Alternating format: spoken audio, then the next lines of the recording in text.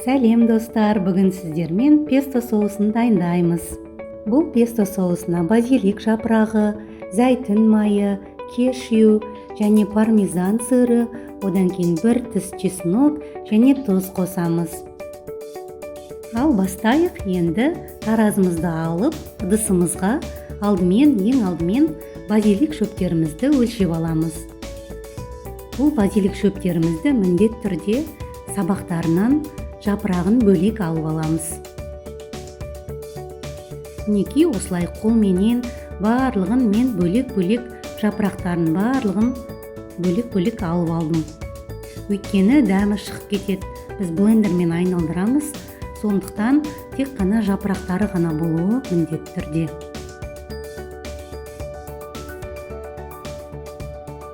Мінекей мен ең алдымен жапырақтарын барлығын кептіріп, жуып, тазалап алдым. Одан кейін осылай қолменен бөлек-бөлек жапырақтарын сабағынан бөлек алып аламыз. Мінекей мен 200 грамм базиликті осылай өлшеп алдым. Және оған қосатын міндетті түрде кешьюмызды мен алдын ала духовкаға құрғатып пісіріп алдым. Мінекей енді өлшенген 200 грамм өлшенген базилик жапырағын осылай мен блендерға салып айналдырып аламын. Бірақ менің блендерім кішкентай болғандықтан мен барлығын екіге бөліп қазір айналдырып шығамын. Бірінші ең алдымен базилик жапырағымызды басып салып аламыз. Егер сіздерде үлкенірек болса, блендерларыңыз барлығын бірге салғандарыңыз дұрыс. Мінекей енді пармезан сырын қосамыз үстіне. Міндетті түрде басқа сыр қоспаңыздар, тек қана пармезан сырын қосыңыздар. Үстіне кешьюді салдым. Одан кейін оливковое масломызды құямыз, яғни зәйтүн майымыз. Одан кейін чеснокты кішкене жартысын мен турап алдым, жартысын кесіп алдым, яғни кесіп алып, оны да үстіне саламыз. Ең соңында тұзымызды себеміз. Мінекей болғаннан кейін бетін жауып осылай, одан кейін блендерімізді қосамыз.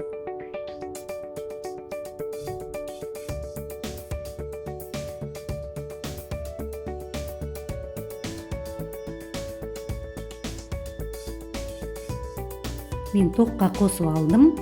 Енді жайменен бөліп басып осылай блендерлап аламыз. Бұл песто соусы өте оңай, өте дәмді. Мен ашып осылай басып араластырып тұрдым. Себебі толық араласпай қалады үстіне. Сондықтан егер сіздер осы песто соусын кішкене сұйықтау қыламын десеңіздер, онда кішкене зәйтүн майын көбірек қоссаңыздар болады. Бірақ маған кішкене зәйтүн майы аз болғаны ұнайды, себебі нанның бетіне де жағып жегенге өте ыңғайлы. Мінекей көріп отырғандарыңыздар осындай қоспа шығады.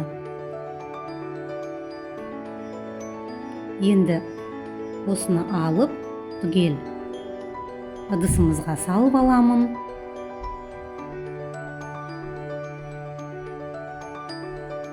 Мінекей жартысын салып алдым осылай. Енді қалған жартысын бастайық. Енді қалған жартысын толтырып блендерімізға салып алдық.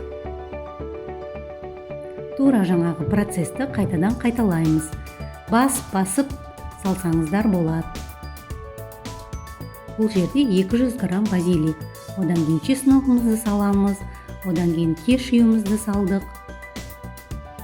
Негізі кешьюдің орнына сіздер басқа жаңғақты, кедір жаңғағын қоссаңыздар болады.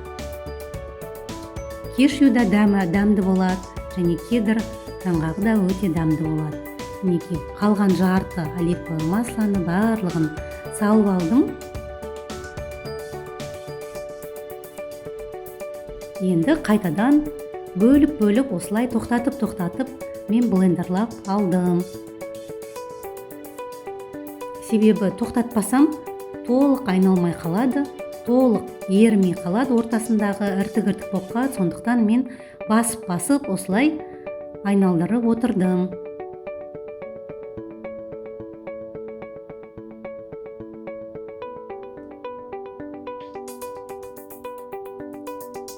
Мінекей, осы соңғы процесіміз. Бұл өте оңай, өте дәмді. Бұны сіздер салатқа да қоссаңыздар болады, бутербродқа, нанның бетіне жағып жесеңіздер де болады, етке де қоссаңыздар болады, еттің және соус қылып, және салатқа, барлығына өте дәмді болып шығатын соус. Мен өте өзім жиі жасаймын. Мінекей, блендерлап алып болғаннан кейін жаңағы алдыңғы қоспаға қосып, екеуін жақсылап қолмен араластырып шығамыз. Өйткені консистенция бірдей болу керек. Осы консистенциямен өте көп соус шығады. Мінекей, көріп отырғандарыңыздай, қатты қою емес, қатты сұйық емес, өте бір өзгеше, өте дәмді осындай песто соусымыз шығады. Мен жақсылап қайтадан барлығын араластырып алдым. Ең соңында осындай кішкентай ыдыстарға мен бөліп барлығын салып аламын, себебі мен бұны холодильникте сақтаймын. Біреуін холодильникте қоямын, қалған екеуін морозилникке сақтап қоямын. Қалаған уақытымда алып қоса береміз. Барлығын холодильникте сақтауға болмайды, өйткені көп шықты. Егер холодильникте сақтасаңыздар, қарайып кетеді бұл. Сондықтан мен міндетті түрде морозилникке сақтап қоямын. Біз өте көп қолданғандықтан бұл тез бітіп қалады. Сондықтан егер сіздер аз қолдансаңыздар, анда-санда салатқа, мысалы қонақ келген кезде қолданатын болсаңыздар, онда морозилникте сақтағандарыңыз жөн. Мен осылай екеуін толтырып морозилникке қойып қоямын. Қатты баспағанымыз дұрыс, қатты толтырмаған дұрыс. Мінекей, мен барлығын бірдей қылып алдым. Өйткені морозилникте тұрғанда біраз көтеріледі сыртқа шыққаннан кейін. Мінекей, песто соусымыз дайын.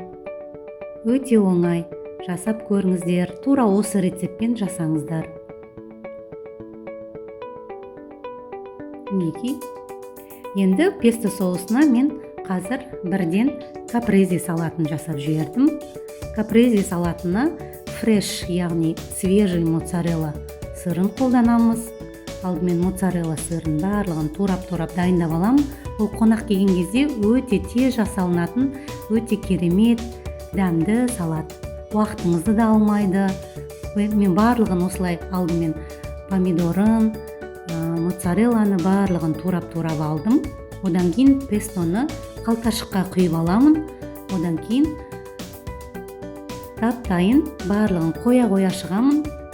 Қонақ келердің алдында бір 5 минут бұрын ғана дайындаймын. Мінекей, әдемі тарелкамызға ал осындай өте керемет капрезе салаты шықты. Оның бетіне осылай базилик жапырағын қойып сәндеулеріңізге болады. Одан кейін песто соусын көп емес, аз-аздан құйып шығасыздар. Ас болсын, міндетті түрде дайындаңыздар.